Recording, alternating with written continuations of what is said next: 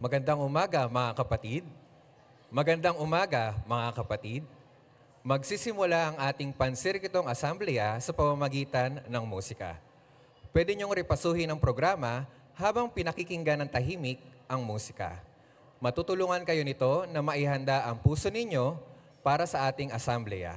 Kaya pakisuyong maupo na kayo at masayahan sa musika.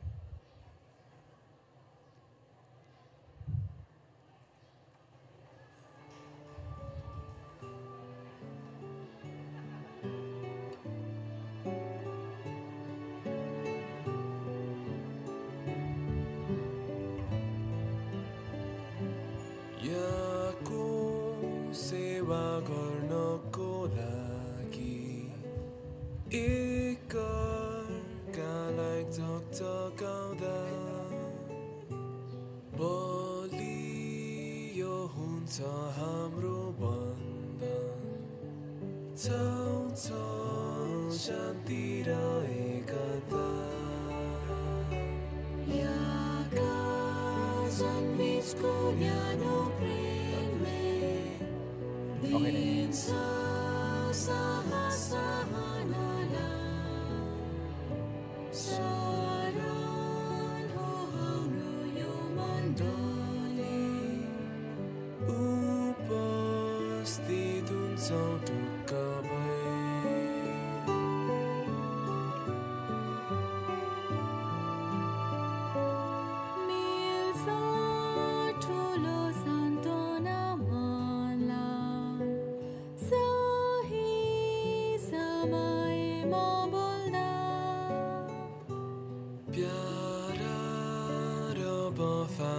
साथीले दिन्छन् सधैँ नै सान्त्वना विश्वास र आशा एउटै हाम्रो काम गर्छौँ सँगसँगै मिली पार्छौँ बलियो एकअर्कालाई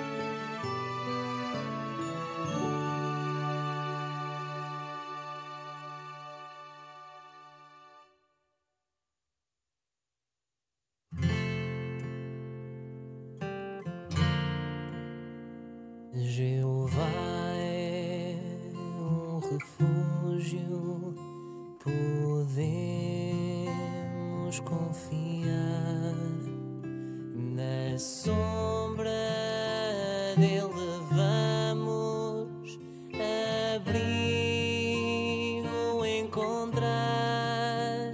Deus sempre nos defenderá e a todos nós protegerá. Jeová é fortaleza, bem seguros vamos estar.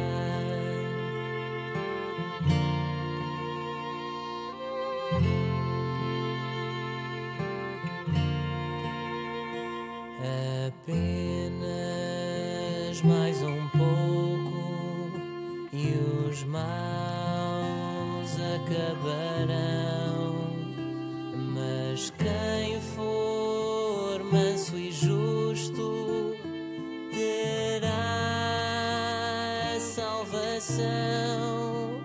Não temos nada a temer, pois Deus do mal nos vai esconder. As asas dele cobrem quem o serve de coração.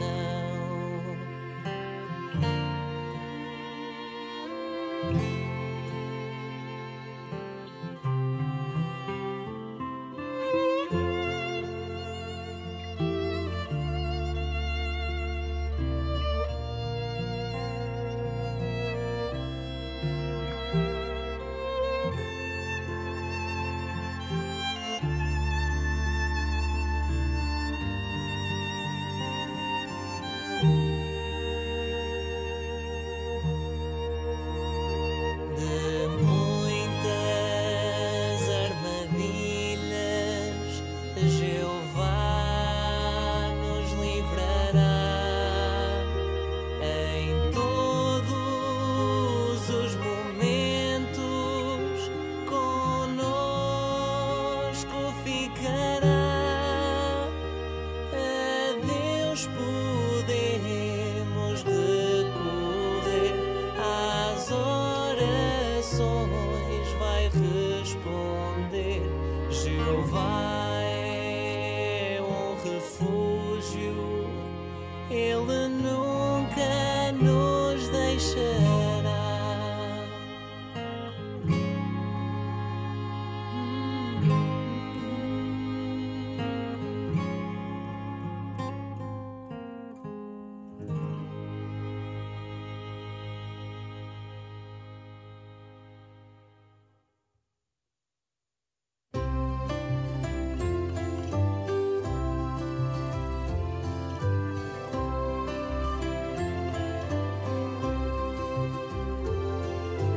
God has commanded us this day. He has given us a charge to obey. At all times be ready to impart the reason for the hope within your heart. So preach the word so that everyone can hear. Preach the word, for we know the end is near. Preach the word, help the meek to understand. Preach the word throughout the land.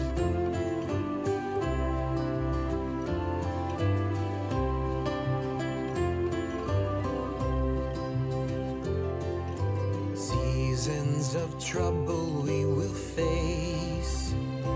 Opposition may bring shame and disgrace. Though preaching may out of season seem, our trust is in our God who is supreme. So preach the word so that everyone can hear. Preach the word, for we know the end is near. Preach the word, help the meek to understand. Preach the word throughout the land.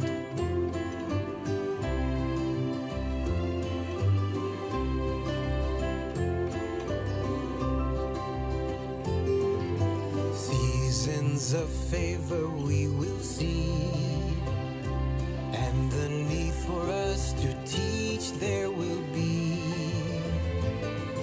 The way to salvation we proclaim,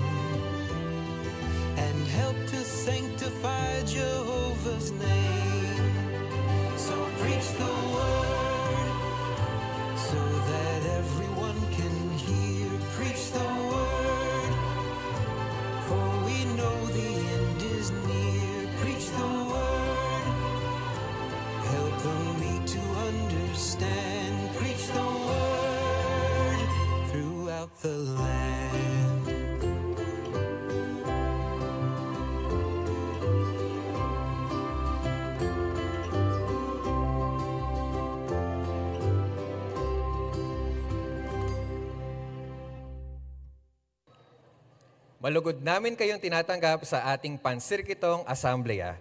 Siguradong masaya tayong magkasama-sama ngayon para sumamba.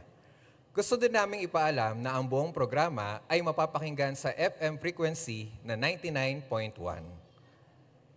Ang mga upuan para sa mga may edad at may kapansanan ay nasa gawing kaliwa at kanan sa ibaba kapag nakaharap sa stage. May papakita natin ang pag-ibig sa kanila kung hindi natin ookupahan ang nakalaang upuan para sa kanila at para sa nag-aalaga sa kanila. Kung mayroon kayong cellphone o iba pang electronic device, pakisuyong i-adjust ito para hindi makagambala sa ibang tagapakinig. Kung magre-record kayo ng programa, dapat na para lang ito sa inyo o sa iba na hindi nakadalo. Ang mga recording ay hindi dapat ipamahagi. Ang mga kandidato sa bautismo ay dapat maupo na sa upuan na namarkahan para sa mga baptism candidates na matatagpuan sa harapan ng stage. At para sa pahayag sa bautismo na magsisimula ng 11:35. Ang tema ng asambleya natin ay hindi natin ikinahihiya ang mabuting balita na kinuha sa Roma 1:16. Tutulungan tayo ng programa ngayon na pahalagahan ang mabuting balita at sabihin ito sa iba. Para pasimula ng ating asambleya, inaanyayahan namin kayo na tumayo at sama-sama nating awitin ang awit bilang 67 na may pamagat na ipangaral ang salita. Pagkatapos ng awit, pangungunahan tayo ng ating tagapangasiwa ng sirkito na si Brother Florentino Navarro II para sa pambukas na panalangin. Muli, awit bilang 67.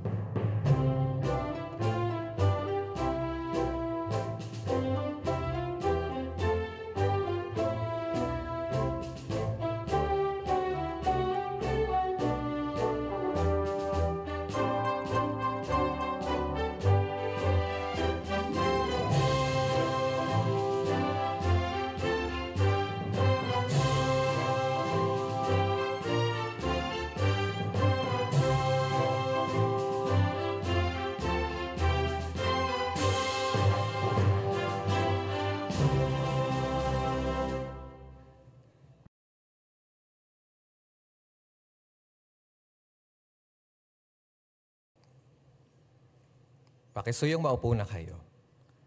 Bakit hindi tinatanggap ng ilan ang mabuting balita? Ano ang makakatulong sa atin na patuloy na maging masigasig sa paghahayag nito? Pakisuyong makinig ng mabuti kay Brother Sherman Nones na naglilingkod bilang kinatawan ng sangay sa asambleyang ito habang tinatalakay niya ang temang hindi natin ikinahihiya ang mabuting balita. Bakit? Brother Nones, handa na kaming makinig. Masaya kami ni Sister Nones na makasama kayo para sa pansirkitong assembleyang ito at gusto kong itawid ang mainit na pag-ibig at pagbati ng Bethel family at ng governing body.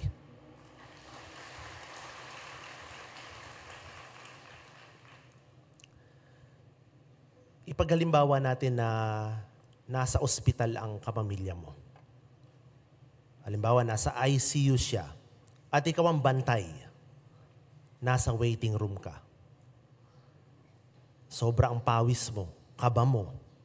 Kasi hinihintay mo na lumabas ang doktor at sabihin niya ang resulta ng kanilang paraan ng panggagamot sa iyong kamag-anak. At lumabas nga siya. At sabi niya, ikaw ba ang kapamilya? Opo, Dok. Gusto kong sabihin sa iyo na ang kamag-anak mo, ligtas na siya. Ligtas na siya sa panganib. At ang assessment namin siguro, wala pang 1 linggo, makakalabas na siya. Kaya, yun ang gusto naming ibalita sa iyo. Ngayon, kung ikaw ang makarinig ng balitang yan mula sa doktor, anong gagawin mo? Siyempre, pauna sa lahat, magpapasalamat ka sa Diyos na Jehovah. Pero anong sunod na gagawin mo? Sasabihin mo ang balitang yan sa mga kamag-anak mo, sa lahat ng malalapit na kaibigan mo, at sasabihin mo, si nanay, si tatay, ligtas na siya. At baka next week, lalabas na siya. Hindi mo ikinahihiya ang ganong balita. Gustong-gusto mong sabihin yan. Sa mas malaking antas, gustong-gusto nating sabihin ang ganyang mga balita. Gustong-gusto mong ikwento ang mabubuting balita. Ang sarap pakinggan, lalo na kapag ang isa ay nakaligtas o wala ng sakit at walang pagdurusa, walang kamatayan. Hindi ba't gustong-gusto nating sabihin yan? Baka maalala pa natin yung ating tema ng Regional Convention, ihayag ang mabuting balita. O gustong-gusto nating sabihin yon. Pero, pwede bang ikahiya ng isang tao ang mabuting balita? At bakit? Basahin natin ang teksto natin, ang unang teksto natin para sa ating assembly sa umagang ito. Roma, Kabanata 1 sa talata 16 sa unang bahagi. Roma, Kabanata 1 sa talata 16 sa unang bahagi. Sinabi ni Apostol Pablo ang ganitong mga salita. Hindi ko ikinahihiya ang mabuting balita. Sa tono ng salita ni Apostol Pablo, sa kanya hindi niya ikinahihiya. Pero posibleng ang ilan, noong panahon niya, ikinahihiya ang mabuting balita. Bakit? Kasi marami ang hindi tumatanggap ng mabuting balita. Bakit kaya hindi tinatanggap ng marami noon ang mabuting balita kahit na para sa atin talaga? May isip natin, sino ba naman yung ayaw na dumanas ng buhay na walang pagdurusa? Noon kasi, nung panahon ni Apostol Pablo, binabaliwala ng ilan ang mabuting balita at minamaliit ang nagdadala ng mabuting balita. Ganyan ang mentality ng mga Romano, Grego at Hudyo noong unang siglo. Para sa kanila, yung karangalan, kahihiyan, napakahalaga sa kanilang kultura. Ang mga tao handang magbuwis ng buhay alang-alang sa kanilang reputasyon. Alang-alang sa kanilang popularidad, paghanga, paggalang ng iba. Kaya kapag ka nag-iiba ang tingin ng isang tao o ng mga tao sa kanila, nahihiya sila. Sobra ang pagkahiya nila, madaling maapektuhan. At nabuhay si Apostol Pablo sa ganoong lipunan na kung saan ang pagpapahalaga sa posisyon at karangalan ay talagang napakahalaga. Ngayon ba, nangyayari pa rin yan? Oo, pwedeng mangyari yan. Pero, tingnan muna natin sa unang Korinto, Kabanata 1, sa talata 21 at 23, kung ano ang pangmalas ba ng mga Hudyo noon at mga hindi Hudyo tungkol sa mabuting balita. O, tingnan natin, sa unang Korinto, Kabanata 1, sa talata 21 hanggang 23. Sa ganitong paraan, naipakita ang karunungan ng Diyos. Hindi nakilala ng sanlibutan ng Diyos sa pamamagitan ng sarili nitong karunungan. Sa halip, minabuti ng Diyos na iligtas ang mga nananampalataya sa pamamagitan ng ipinapangaral na mensahe na kamangmangan para sa iba. Dahil ang mga Hudyo ay humihingi ng mga tanda at ang mga Grego ay naghahanap ng karunungan. Pero ipinapangaral natin si Kristo na ipinako sa tulos na isang katitusuran para sa mga Hudyo at kamangmangan naman para sa ibang mga bansa. Napansin nyo kung ano yung tingin ng mga Hudyo noon? Katitisuran, doon sa verse 23, pagdating sa mabuting balita. Para sa mga Hudyo noon, ang tingin nila sa isang Kristiyano ay isang apostata at tagasunod ng isang kriminal. Isip-isipin niyo yun? Kung Kristiyano tayo noong panahon nila Apostol Pablo, ang tingin sa'yo, apostata. Ang tingin sa'yo, sumusunod sa isang kriminal. Ayaw ng mga Hudyo yung isang Mesyas na sa tingin nila mahina, namatay sa tulos. Pero sa mga di-Hudyo, ano yung tingin sa kanila? O ang tingin ng mga di-Hudyo sa mga nagiging Kristiyano noon? Napansin niyo uli sa verse 23? Kamangmangan. Bakit kamangmangan? Hindi maintindihan ng mga Grego kung bakit kailangan dumanas ng kahiyahiyang kamatayan ang isang kriminal na Hudyo para maligtas sila. Hindi nila maintindihan ang bagay na yon. At ngayon, nangyayari pa rin ang ganitong mga kaisipan. Katitisuran at kamangmangan ang tingin ng mga tao sa atin na nagdadala ng mabuting balita. At anong mga dahilan? Posibleng apostata ang tingin sa atin ng mga nag-aangking Kristiyano at naniniwalang si Jesus kasi ang Diyos para sa kanila. Isa pang dahilan, iniisip ng ilang nag-aangking Kristiyano na ang kaharian ng Diyos na itinuturo natin, nasa puso lang ito ng mga tao. Tao lang ang nagtatag nito. Ang isa pang dahilan, si Jesus, mabuting tao lang. Baka katang-isip nga lang eh. Kaya kamangmangan na mabuting balita. Kaya para sa kanila, walang halaga ang mga bagay na ito. At itong mga kadahilanang ito ang ginagamit ng kaaway ni Satanas na Diablo para bulagi ng mga tao sa mabuting balita. Pero katulad ng tema ng pansirkitong assembleyang ito, bakit hindi natin ikinahihiya ang mabuting balita? Balikan natin ang Roma, Kabanata 1 sa talata 16, doon sa sunod na bahagi. Roma, Kabanata 1 sa talata 16.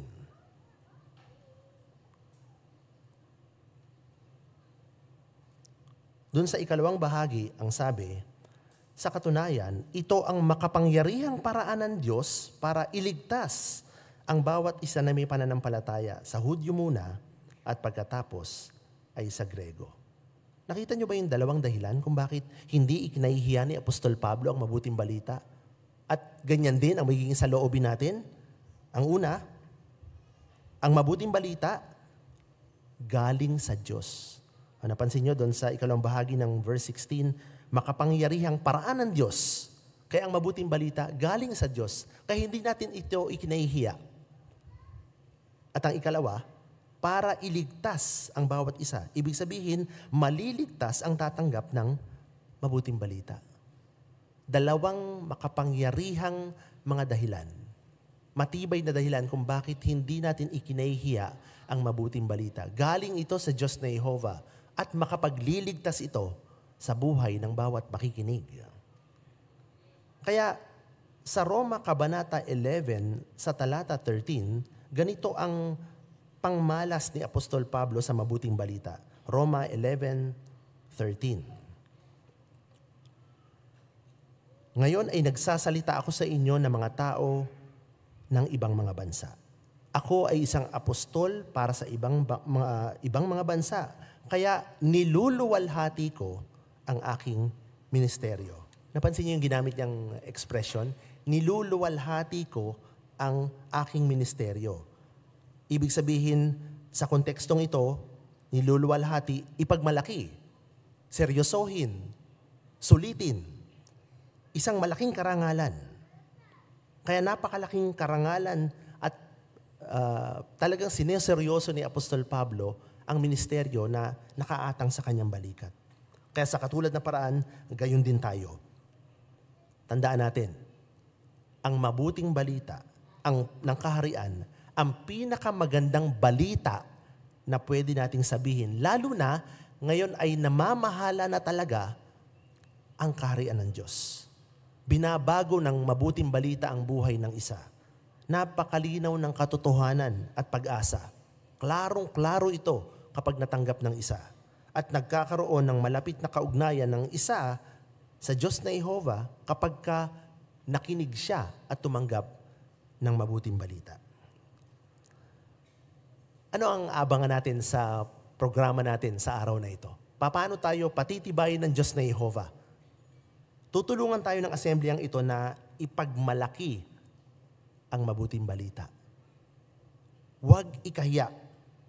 Mamuhay ka ayon nito at samantalahin ang bawat pagkakataon na sabihin ito sa iba. Parang karugtong talaga siya ng ating regional convention na ihayag ang mabuting balita. Pero ito, ibang anggulo naman. Huwag ikahiya. Pakisuyo mga kapatid at mga kaibigan, tingnan ng inyong program. Tingnan ng inyong program at makikita natin ang mga pahayag na tutulong sa ating na hindi ikahiya ang mabuting balita. Nandiyan ang mga pahayag katulad ng manindigan para sa mabuting balita, maging manggagawa na walang ikahiya, ipakita ang espiritu ng kapangyarihan, pag-ibig at matinong pag-iisip, at maging yung bautismo, pahayag para sa bautismo, para sa mga kandidato, patuloy na isabuhay ang mabuting balita. Sa symposium sa hapon, patitibayin tayo na hindi kahiya ang espesipikong mga bagay sa mabuting balita. Ano yon? Tulad ng pamantayan ng Diyos sa moral, ang kaharian ng Diyos, ang mga kinatawan ng Diyos, at yung huling pahayag, ipagmalaki si Jehovah. Lahat ng ito ay tutulong para mabuo ang kabuuang tema na hindi ikahiya ang mabuting balita. Sa program, makikita din natin ang 6 na tanong. Nakita ba ninyo? Ang 6 na tanong na nariyan. Ang sagot sa mga tanong na ito, ang pinakasustansya o pinakakatas ng pansirkitong asembleyang ito, mga pahalagang punto na gusto nating tandaan, isabuhay, ituro sa iba, sabihin sa iba. At pwede nyo bang tingnan sandali yung artwork na nandun sa inyong programa? Tingnan nyo. Tingnan nyo ang mga nangangaral ng mabuting balita kung paano ang kanilang mga ngiti ay nagpapakitang hindi nila ikinahihiya ang mabuting balita, proud sila sa paghahayag ng mabuting balita. Ito man ay nasa eskwelahan, ito man ay nasa public witnessing, at iba pang mga lugar. Kaya pati ang artwork natin sa programa ay talagang nakatulong para lubusan nating mapahalagahan ang espiritual na pagkain ito na inihanda ng Diyos na Jehovah sa atin. Handa na tayong sagutin ngayon ang unang tanong na nandoon sa ating programa. Bakit hindi natin ikinahihiya ang mabuting balita? Ginamit natin ang dalawang mahalagang teksto, Roma 1:16 at Roma 11:13. Naalala niyo yung dalawang mahalagang dahilan kung bakit hindi natin ikinahihiya ang mabuting balita? Galing ito sa Diyos na Jehovah, sa makapangyarihang Diyos na si Jehovah. At ang ikalawa, maliligtas ang tumatanggap ng mabuting balita. Kaya, ayaw nating ikahiya ang mabuting balita. Gusto natin gawin ang lahat na makakaya natin para sabihin ito sa iba. Sa awit 119, 46 and 47, kahit pa sa mga hari, ay haharap tayo at sasabihin ng mabuting balita at hindi ito ikinahihiya. Kaya naway makatulong ang programa sa buong araw na ito na patuloy na mahalin, patibay ng pagtitiwala natin sa mabuting balita. Hindi natin ikahihiya ang mabuting balita na galing sa Diyos na Jehovah. Salamat, Brother Nones. Idiniin mo sa amin kung bakit natin ipinagmamalaki ang mabuting balita. Nananabik na kaming marinig ang iba pang bahagi ng programa ng asambleyang ito. Nananabik din kami na higit pa kayong makilala at ang inyong asawa sa araw na ito. Paano natin mapapasaya si Jehovah, si Jesus at ang mga anghel? Pakisuyong makinig kay Brother Roberto Alejandrino mula sa Seaside Congregation habang inihaharap niya ang pahayag na manindigan para sa mabuting balita. Nang hatulan ng Diyos na Yehova ang ating unang mga magulang na si Nadan at Eva dahil sa kanilang pagsuway, inihayag din niya ang isang mabuting balita. Tatapusin niya ang rebelyon sa pamamagitan ng pagdurog sa ulo ni Satanas. Isang mabuting balita ito sapagkat ipinapakita lamang na ito na wala na makakahadlang sa layunin ng Diyos na gawing paraiso ang buong lupa.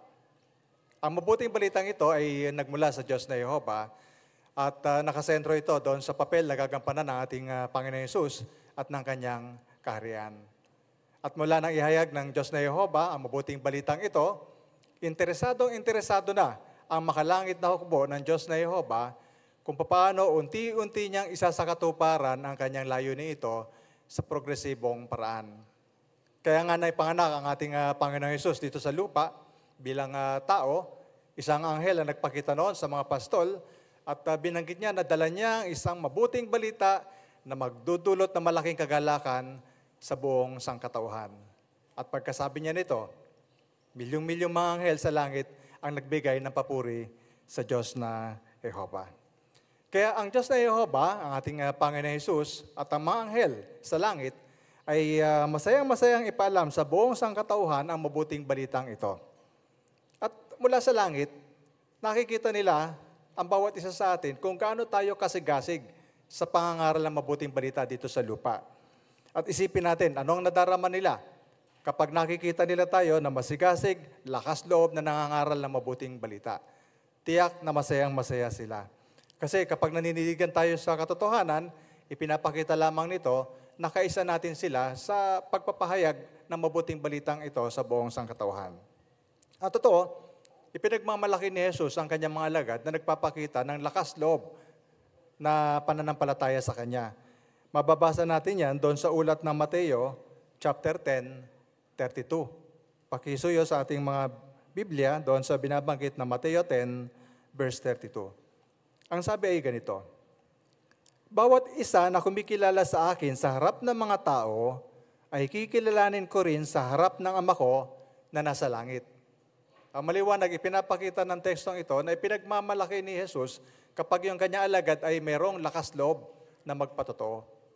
Pero meron din babala si Jesus doon sa binabanggit ng Mateo 8:38 na kung sakaling ikahiya natin ang ating pananampalataya, itatakwil niya tayo. Ipinapahiwatig ng panalitang ito ng ating Panginoon Jesus na hindi laging magiging madali na ipagtanggol ang katotohanan. May pagkakataon na baka ikahiya natin ito, lalo na kapag ginikipit tayo. Baka matakot tayong sabihin sa iba yung paniniwala natin. Sa ilang sitwasyon, baka kinakailangan na kumilos agad tayo o magsalita agad tayo. Magpatotoo tungkol sa ating pananampalataya kung ano yung tama. Tulad halimbawa ng ginawa ng 3 kabataang Hebreo na sina Hananias, Misael at Azarias. Nung maglaon, binigyan sila ng maka-Babylonian pangalan na Sadrach, Mesach at Abednego. Noon ay nagpatayo si Haring Nabucodonosor ng isang napakalaking imaheng ginto. At inutusan na lahat ng kanyang nasasakupan ay dapat na sumamba doon sa imahe na ito. At ano ang gagawin kapag merong hindi sumamba doon sa imahe na ito? Parurusahan ng kamatayan sa pamamagitan ng paghahagis sa kanila sa nag-aapoy na hurno. Pero may katapangang ipinakita ng 3 kabataang Hebrong ito na buo yung pagtitiwala nila sa Diyos na Yehova na kaya silang iligtas ng Diyos na Yehova mula doon sa nag-aapoy na hurno na yon. At paano kung hindi sila iligtas ng Diyos na Yehova? Tiniyak nila kay Haring Nabucodonosor na hindi pa rin sila sasamba doon sa imahen na ipinatayo niya. Ganyan yung inaasahan sa atin ng Diyos na Yehova. Hindi tayo mahihiya, hindi tayo matatakot na ipahayag ang ating paniniwala. Pero kung minsan nga, hindi madaling gawin yan. Kaya ano yung tutulong sa atin para hindi tayo matakot sa pagpapatotoo sa mabuting balita? Ang makakatulong sa atin na isipin natin ano ba yung nadadama ng Diyos na Yehova kapag natatakot tayo o umuurong tayo sa ating pananampalataya. Doon sa Hebreo 10:38-39, makikita natin ang diwa, ano ba yung nararamdaman ni Yehova kapag umuurong tayo? Ang sabi rito, kung uurong tayo, kaya matatakot tayo, magpapakita tayo ng takot, pag-aalinlangan, hindi ako malulugod sa Kanya. So yun yung nadadama ng Diyos na Yehova kapag umuurong tayo, natatakot tayo. Hindi ito nakalulugod sa Diyos na Yehova. Bakit? Ano bang dahilan? Bakit hindi tayo dapat na matakot? Doon sa Hebreo 13:6, makikita natin doon na si Yehova ay handang tumulong lagi sa atin. Walang magagawang pinsala sa atin ang tao na permanente. Kaya walang magagawa sa atin ng mga tao na ikapipinsala natin sa permanente paraan. Lahat yan ay kayang lunasan ng Diyos na Yehova hanggat tayo ay tapat na naglilingkod sa Diyos na Yehova. Naranasan na ba ninyo sa isang beses sa inyong buhay, gusto niyo ipagtanggol yung katotohanan pero hindi niyo yun nagawa? Ano yung nadama ninyo? O malamang na nalungkot kayo o nanghinayang kayo sa pagkakataon na yun na sana ay nakapagpatotoo kayo pero hindi niyo nagawa. Kung makaranas tayo ng ganong sitwasyon, isipin natin yung karanasan ni Apostol Pedro. Sa pasimula, inakala niya na madaling manindigan sa katotohanan. Sabi pa nga niya sa Panginoon Hesus, handa akong mamatay, alang-alang sa iyo. Pero nung makadama si Apostol Pedro ng takot sa tao, 3 beses ipinagkaila niya ang ating Panginoon Hesus. Tiyak na malaki ang natutunan ni Apostol Pedro sa pangyayaring iyon. Malaking lesson sa buhay niya yung nangyaring iyon. At makaasa tayo na gumawa siya ng paraan para ma-improve ang kanyang pananampalataya. Kaya sumunod na bahagi ng kanyang ministeryo, nagpakita na siya ng katapangan. Ang totoo, doon sa Gawa, chapter 4:13, nakita ng mga tao yung katapangan na ipinakita ni Apostol Pedro. At anong sabi doon sa ulat ng Gawa 4:13? Gulat na gulat sila. At nung dumating ang pagkakataon na dinala si Apostol Pedro at iba pang apostol sa Sanhedrin, yung pinakahukuman noon, anong sinabi sa kanila? Tumigil na kayo sa pangangaral tungkol sa pangalan ni Jesus. Alam na alam natin ang sagot ni Apostol Pedro. Sabi niya, dapat muna naming sundin ang Diyos bilang tagapamahala bago ang tao. Kaya mapapatibay tayo ng karanasan ni Apostol Pedro. Sa pasimula, natakot siya, pero no bandang huli, nanindigan na siya. Posibleng natuto siya doon sa kanyang mga karanasan sa buhay at yun yung nagpalakas sa kanya para manindigan. Sa katulad na paraan, kung hindi agad natin maipagtanggol ang katotohanan kahit gusto natin, pwede tayong matuto mula doon sa karanasan na yon at patibayin natin yung pananampalataya natin. Manalangin tayo sa lakas ng loob at paghusayin pa natin sa susunod.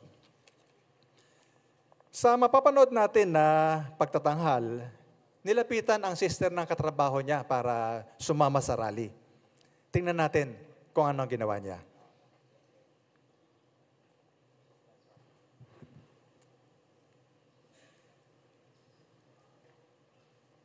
Uy, Gia, excited na ako sa rally natin mamaya. Sigurado nung daming tao doon. Oo nga pala, baka gusto mo sumabay ka na lang din sa akin. Total, kasya ka pa naman doon sa kotse.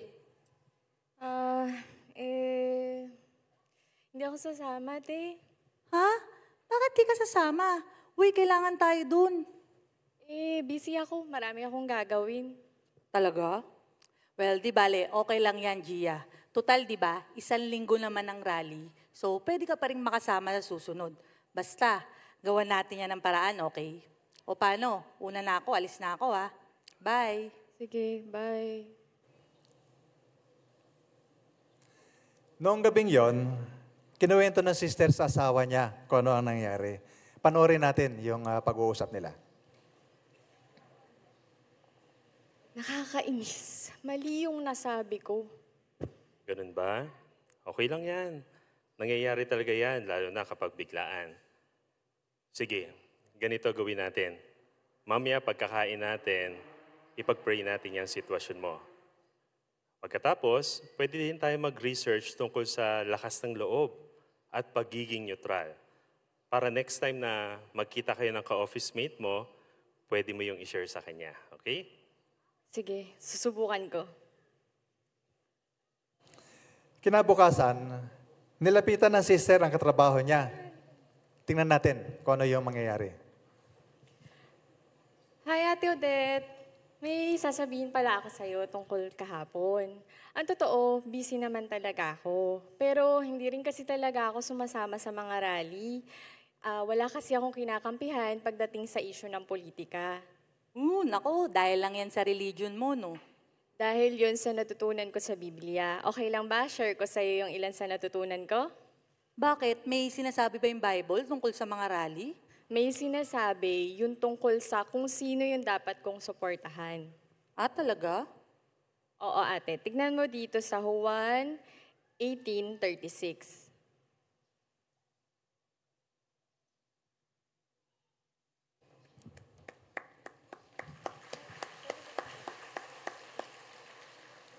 Sa tulong ng panalangin at pagre-research, nagkaroon ng lakas ng loob ng sister na kausapin muli ang katrabaho niya para makapagpatotoo. Tulad ng nabanggit natin kanina tungkol sa babala ng ating Panginoon Hesus, sangkot ang buhay natin kung maninindigan tayo o hindi sa paghahayag ng mabuting balita. Kung lakas loob nating sasabihin sa iba ang mabuting balita at ipagtatanggol ang katotohanan, magdudulot ito sa atin ng kaligtasan.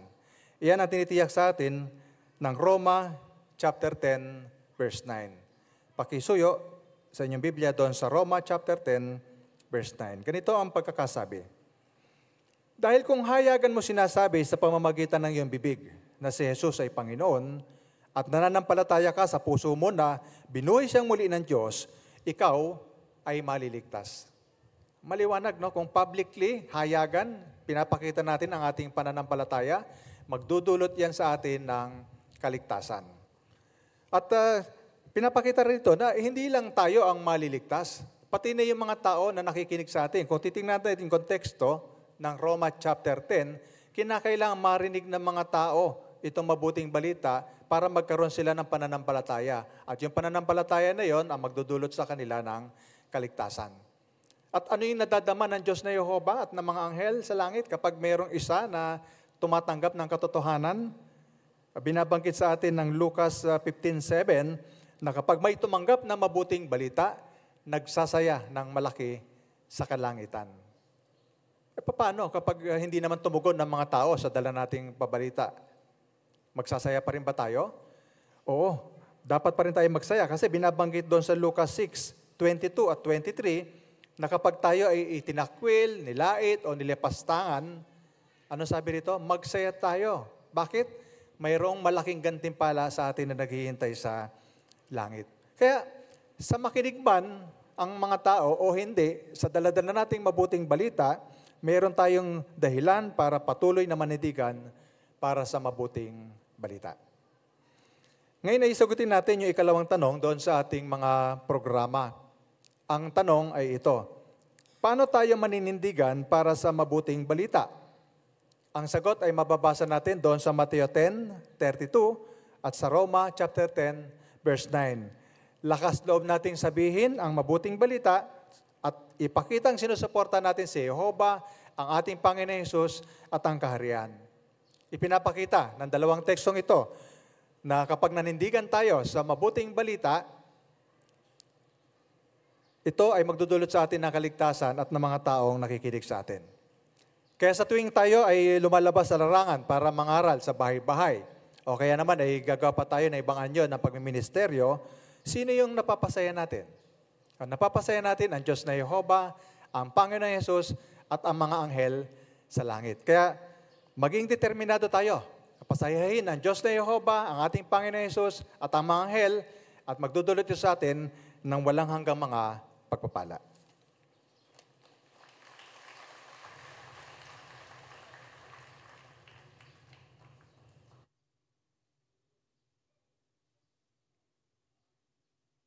Salamat, Brother Alejandrino.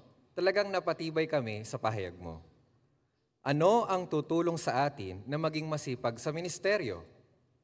Paano natin epektibong magagamit ang salita ng Diyos para tulungan ang mga nakakausap natin? Pakisuyong makinig sa ating tagapangasiwa ng sirkito, si Brother Florentino Navarro II, habang inihaharap niya ang pahayag na maging manggagawa na walang ikinahihiya.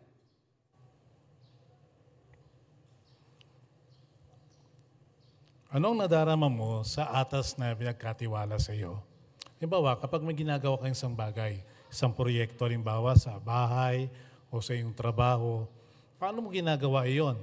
At anong nadarama mo habang ginagawa mo iyon?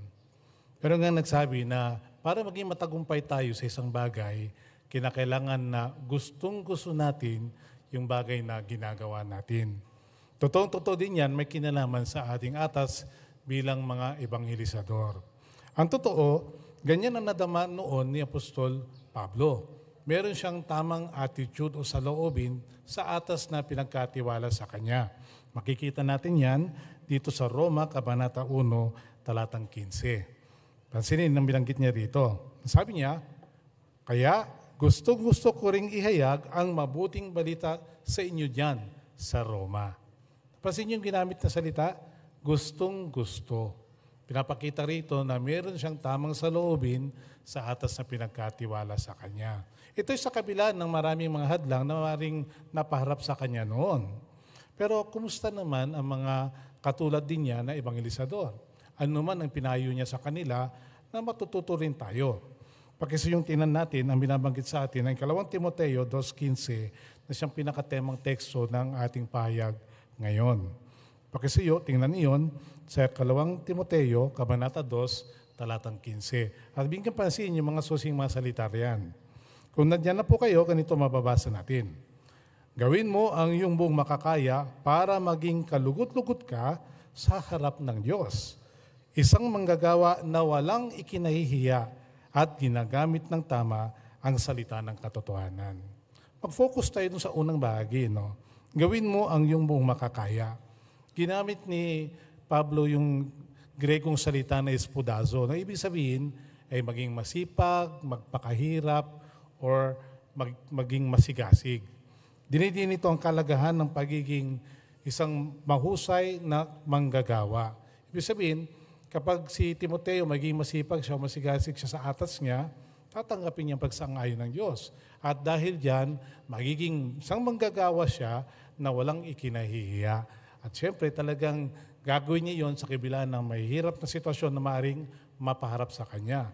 Maaaring merong makinig o merong hindi sa kanyang dalang mensahe. Kaya sa ating pahayag ngayon, pagtutunan natin ang 2 punto. Yung una, paano tayo maging masipag sa ministeryo? Ano yung dahilan?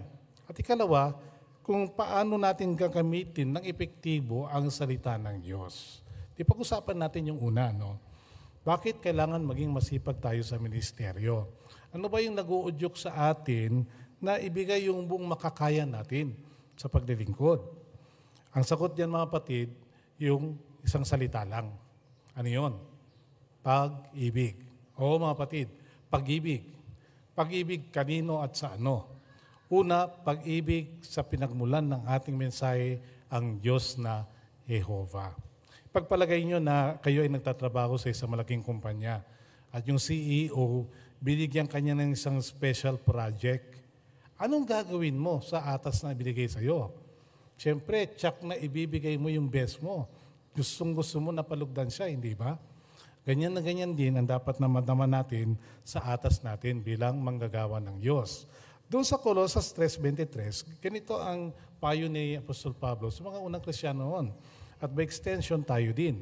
Ang sabi niya, ano man ang ginagawa ninyo, gawin ninyo ito ng buong kaluluwa na parang kay Jehovah kayo naglilingkod at hindi sa mga tao.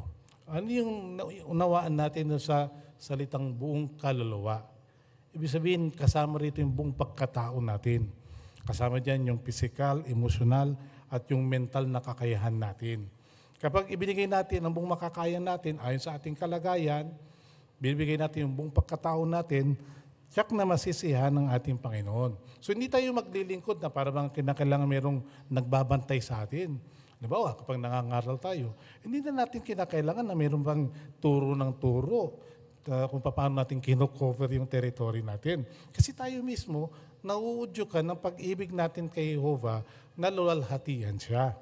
Ganyan na ganyan ang nadama ng salmista noon sa awit 9, pinakita rito mga kapatid yung nadama niya.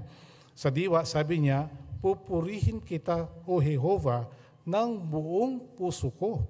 Sasabihin ko ang tungkol sa lahat ng iyong kamangamangang gawa. So ano ba yung gustong-gusto nating sabihin sa mga tao?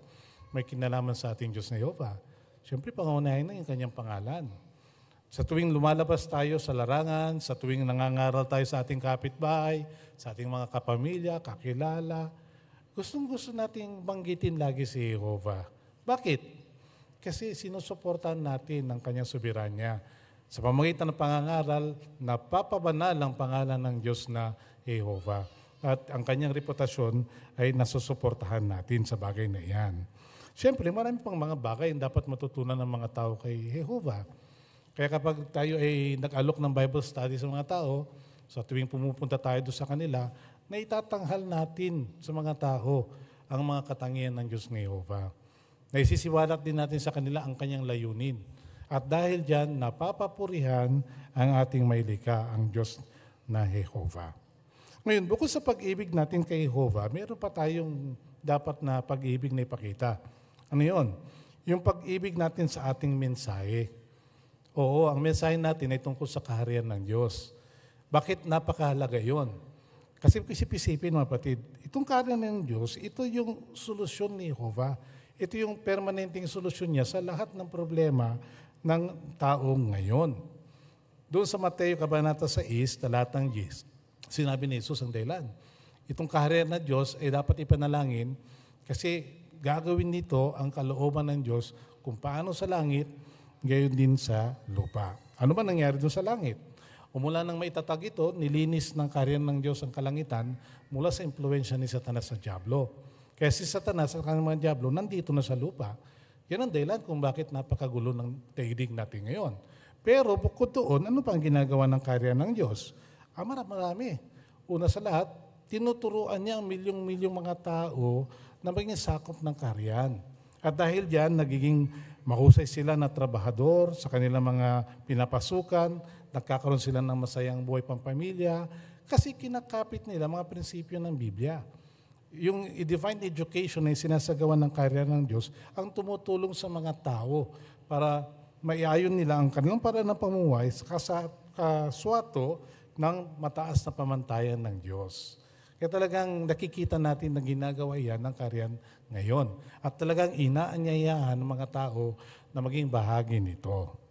At bukod sa mga bagay niyan, isip-isipin yung may sasagawa ng kaharian ng Diyos ay naharap. Una, aalisin ang mga ang buhat na reliyon. Tapos, aalisin na lahat ng gobyerno ng tao. Kasunod nun, aalisin na lahat ng masasamang tao. And then si Satanas at kanyang mga demonyo, ibubulid sa kalaliman sa loob ng 1,000 taon. At sa loob ng 1,000 taon na pamamahala ng kaharian ng Diyos, doon natin mararanasan lahat yung pangako ng Diyos na Jehovah. Wala ng sakit, wala ng kamatayan, ayusin ang mundo o itong earth para maibalik sa dating layunin ng Diyos na Jehovah. Hindi ba ito dapat lang natin ipangaral ito sa mga tao? Ngayon, yung pangatlong dahilan kung bakit dapat na maging masipag tayo ay dahil mahal natin yung hari. Dahil talagay ni Jehovah sa kaharian ng Diyos, ang ating Panginoong Kristo. Kapag nangangaral tayo, gumagawa tayong kasama niya. At yung example niya noon ay natutularan natin ngayon. Kaya gustong-gusto rin natin ipakita yung pag-ibig natin sa mga tao. Ang totoo, sabi ni Jesus Christ na bagamat wala siya, hindi natin siya kapili ngayon dito, ang totoo, habang nandun siya sa langit, pinangangasiwaan niya ang pangglobong gawain ng pangangaral ng mabuting balita ng kaharian. Kaya gusto natin ipakita yung pag-ibig natin sa Kanya sa lahat ng sakripisyo na ginawa niya. At magagawa iyon kung lubusan nating isasagawa ang ating ministeryo. Ngayon, yung kaya-apat na dahilan kung bakit dapat tayong maging masipag sa ministeryo ay dahil mahal natin ang mga tao. Si Jehovah, hindi siya nagtatangi. Hindi siya pumipili kung sino yung makakatanggap na mensahe ng kaharian. Ang gusto ni Jehovah, lahat ng tao ay sumapit sa tumpak na kaalaman. At pagkatapos nun, tatangkapin nila ang buhay na walang hanggan. Dahil sa loobin na yan ng Diyos na Jehovah, gusto rin natin na itong mga tao na nasa paligid natin, mga katrabaho, kapamilya, mga kakilala, mga kapitbahay, at lahat ng mga natatagpuan natin sa teritoryo, ini-engage natin sila sa positibong pag-uusap para sa gayon, malaman din nila ang katotohanan. Kaya kapag ginagawa natin yan, masipag tayo, tsak na masisiyan si Jehovah. Kaya hindi tayo mahihiya sa Kanya at hindi tayo mahihiya na matawag na isang manggagawa ng Diyos na Jehovah. Ngayon, ikalawang aspekto ng ating pag-uusap ngayon, yung ikalawang bahagi nung ikalawang Timoteo 2:15. Pansinin niyo kung titignan yung teksto niya mga kapatid, binanggit yan na ginagamit ng wasto ang salita ng katotohanan. Kapag mahusay ka sa iyong ginagawa, tsak na papupurihan ka, hindi ba? Tsak na bibigyan ka ng komendasyon.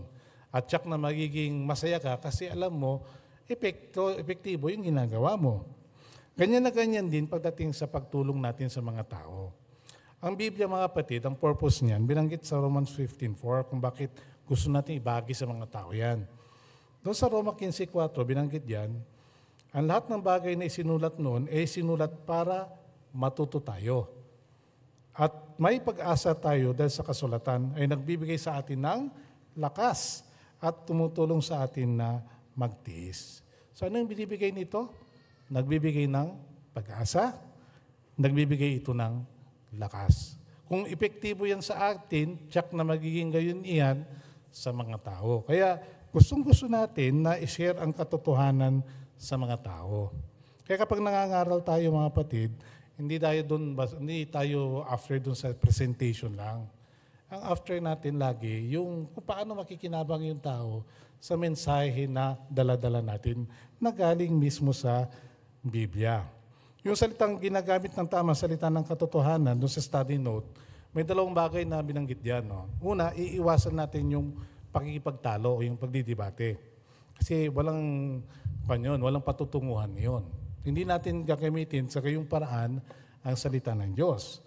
Binanggit din diyan na mahalaga na kapag nagtuturo tayo, tignan natin yung konteksto, yung mga nakapalibot na mga impormasyon sa isang particular teksto para maipaliwanag natin mabuti yung punto na gusto natin itawid sa kausap natin. Kaya kapag nangangaral tayo, gamit-gamit ng salita ng Diyos, at ipinapakita yun mismo na galing sa Biblia, at Biblia din mismo ang sasagot sa mga tanong na ibabangon natin, makatitiyak ang ating audience o yung kausap natin na hindi natin yun opinyon, kundi salita yun mismo na galing sa salita ng Diyos. Kaya yung kapangyarihan ng salita ng Diyos ngayon ang kikilos sa Kanya at tutulong sa Kanya ngayon na magkaroon ng mga pagbabago sa Kanya mga pananaw, pag-iisip o mga nadarama. Kaya magiging mahusay na magagawa tayo kung lagi na tayo nag-aaral ng Biblia, pinag-aaralan natin lagi yung mga gagamitin natin teksto at yung mga angkop na mga presentasyon na maaaring i-share natin sa mga inaaralan natin o mga tinutulungan natin o yung mga taong pinapangaralan natin. Pero sandali, di ba sabi sa atin, hindi na masyadong gagamitin ng mga presentation. Oo, hindi na tayo masyadong magfo-focus dun sa presentation. Hindi niya sinasabing hindi ka magpre-present. Magpre-present ka pa rin. Pero, iaakmo mo ito doon sa kailangan ng iyong kakausapin. Ngayon, dito papasok yung brochure natin na mahalin ang mga tao. So itong brochure na ito, mga kapatid, pag tinignan nyo ito, kita nyo, iba't ibang uri ng tao yan. Iba't ibang kalagayan, iba't ibang kultura. Kaya hindi tayo dapat maging fixated lang sa isang ideya na dapat natin i-share sa tao. Kailangan magiging flexible tayo. Gariyan din ni Apostol Pablo. So pag-usapan natin, paano ba natin epektibo magagamit itong brochure na ito?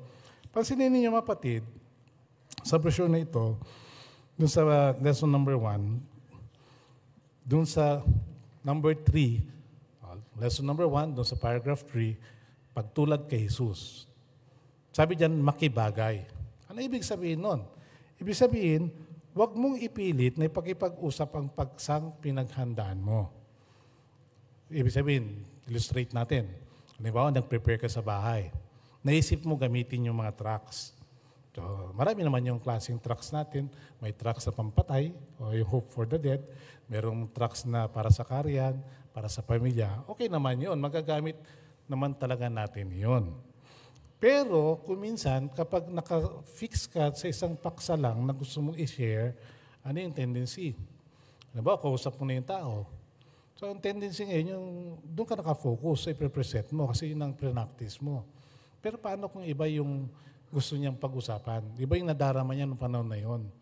Anong gagawin mo? O dahil sa nakafix ka lang sa isang presentation at doon ka nakafocus, tsak na mamimiss mo yung point. Yung mahalagang punto na kailangan mong i-share sa kanya ang isang magandang katotohanan mula sa Bible. Dito sa ating brochure, doon sa bandang likod, sa appendice A, maraming paksa yan. No? Diyan sa paksa, maraming mga teksto. Paano nyo ba ginagamit ito, mga kapatid? Pinag-aaralan ba ninyo yung sequence ng mga scripture? Paano nakaugnay yung scripture sa bawat scripture? Magandang practicein natin yon. Paano natin, kung halimbawa ito yung sitwasyon, ano yung sasabihin ko sa audience ko o sa kausap ko? Paano ko ililink tong dalawang scripture na ito? So mahalaga yun, mga kapatid. Ano? Kasi kung ganyan ang paghahanda natin, magiging mabisa tayo, epektibo tayo sa paraan ng ating pagtuturo. So maraming paksa ito na pwede niyong suriin at marami din kayong mga pagkakataon na may bagay ang isa o dalawa sa katotohanan na nakapaloob dito. Ngayon, mag-focus tayo mga kapatid doon sa lesson number 1. Doon sa picture, kung titinan niyo yung mga brochure na sa gadget ninyo. Sige, bigyan ko kayo ng time, tignan ninyo mga kapatid ang inyong mga gadget. Diyan sa gadget, makikita diyan sa picture, makikita yung picture ni Jesus sa kanong babae. Ano yung napansin ninyo na ginagawa niya rito? Nakita niyo, no? May tinitingnan siya. Nakita niya na sumasalop ito ng tubig. Kaya ang tanong dito, anong napansin ni Jesus sa babae bago niya ito kausapin? Siguro sabi ni Jesus, magandang timing to, susalop ito ng tubig. Makahingi ng tubig. At gano'n nga ang ginawa ni Jesus. Humingi siya ng may inom. Yun ang nagbukas ngayon ng daan para sa isang friendly conversation. So ganyan din sa teritoryo natin. Magmasid muna kayo. Pero kung nagmamadali kayo at nakafocus na kayo sa presentation, hindi nyo magagawa yun. Kaya tumintingin muna kayo, ano nakasabit sa nakapost sa pintuan, ano maralang ginagawa ng tao. At yun ang pagtuunan ninyo ng pansin. Komenda ninyo sa ginagawa niya. At yun ang sasabihin nyo sa kanya. Uy, nagluluto pala kayo. Mukhang mabang po yan. Ano ba atin? Meron na po kaming maikling dito, pagbabasa ng Bible. Pero napahalagan ko yung ginagawa ninyo. Kaya hindi ako magtatagal. Ito po gusto ko sanang i-share sa iyo ng isang bagay. Napansin ko, ganito pala ang mapalapalagan yung edukasyon kasi maraming gold medal yung inyong anak. O yun na, pag-umpisa na ang inyong pag-uusap. No? Ngayon, tingnan naman natin sa lesson number 2. No, pag scripted ang pahayag o yung presentation, ay check yan na hindi magiging natural. Dito sa eksenang ito, si Felipe, no, tumatakbo siya . Tapos sabi niya doon sa doon sa lalaking Etiope, naintindihan mo ba ang binabasa mo? Napaka-natural lang. Hindi na siya kinakailangan na, excuse me, pwede ba kitang makausap? Hindi na niya sasabihin yun. Diretso na sasabihin niya ang bagay na yun. Ngayon, sa puntong ito, panonorin natin sa pagtatanggal kung paano nila ikakapit yung pagmamasid at yung pagiging natural kapag nagkikipag-usap sa bahay-bahay. Tingnan natin ang eksena.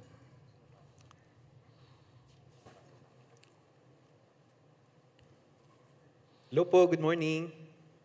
Amiana. Good morning. Ano natin?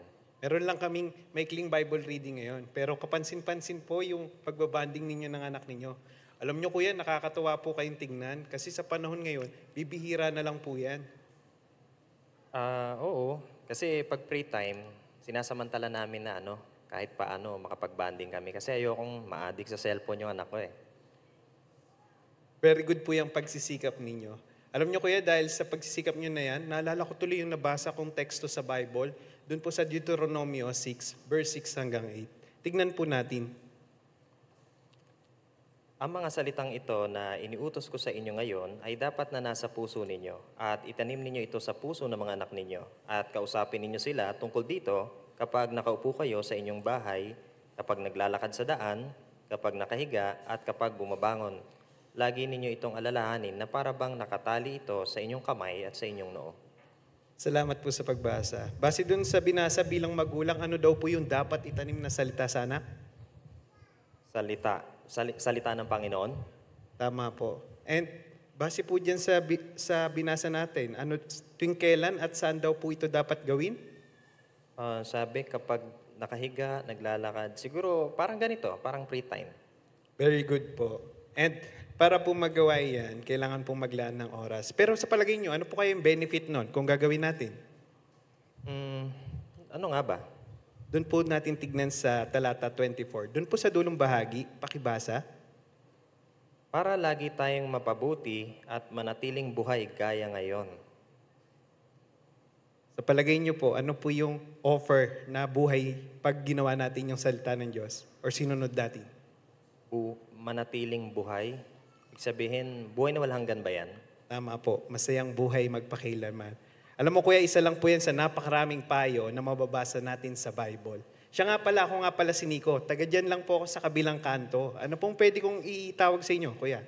Ako si Adam. Actually, nakikita kita, naglalakad-lakad ka dyan. Pakilala ka. Azaria po. Hello po. Hello, Azaria. Gusto mo ba turuan ka ni Papa mo ng about sa Bible? Opo. Sakto, meron ako isi-send na link ng module namin na may pamagat na masayang buhay magpakailanman. Kuya, paano ko pala may send sa inyo yun? Siguro, messenger na lang. Okay. Tapos bago ako umalis, iwan ko lang po tong contact card para sa pagbalik ko. Okay. Salamat.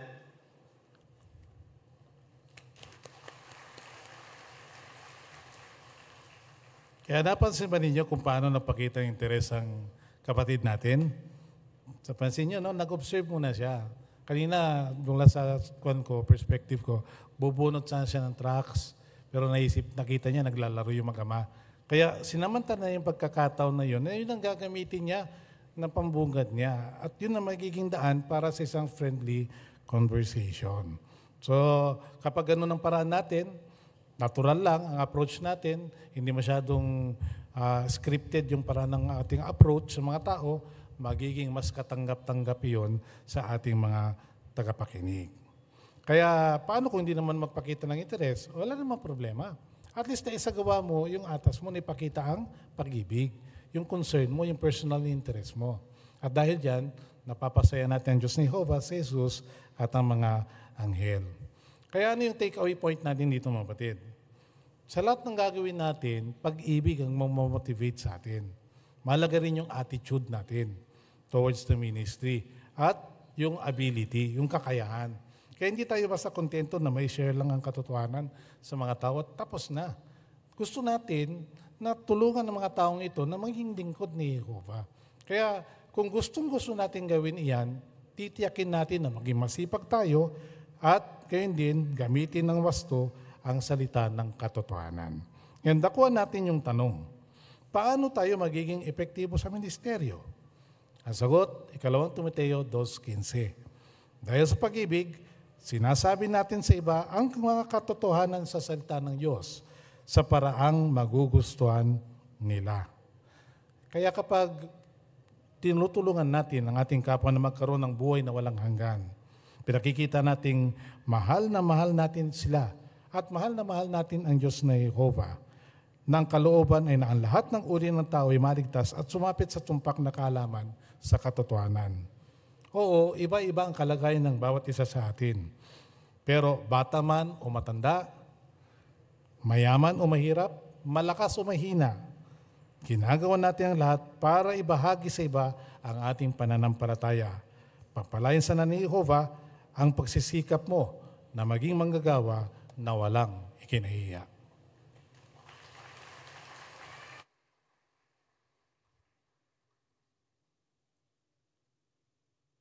Salamat, Brother Navarro, at sa mga kasama mo sa pagbibigay ng mga praktikal na mungkahi. Inaanyayahan namin kayo ngayon na tumayo at sama-sama nating awitin ang awit bilang 73, na may pamagat na bigyan mo kami ng katapangan. Pagkatapos ng awit, maaari kayong manatiling nakatayo para sa ilang patalastas.